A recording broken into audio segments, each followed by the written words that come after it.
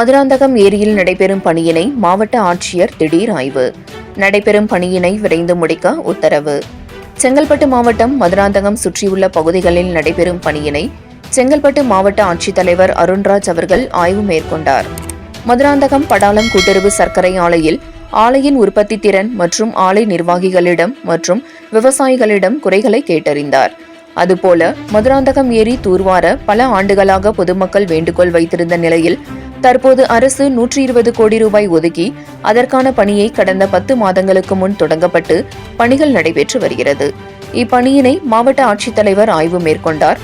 அப்பொழுது பொதுப்பணித்துறை அதிகாரிகள் ஏரியின் வேலை 80% முடிந்துவிட்டதாகவும் இன்னும் 20% மிக விரைவில் முடிக்கப்படும் எனவும் கூறியிருந்தனர். இதற்கு மாவட்ட ஆட்சித்தலைவர் இன்னும் 2 மாதத்திற்குள் பணியினை விரைந்து முழுமையாக முடிக்க வேண்டும் என உத்தரவிட்டார்.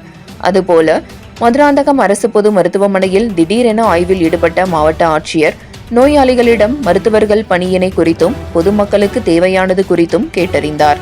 அவருடன் பல துறையை சேர்ந்த அதிகாரிகள் கலந்து கொண்டனர்.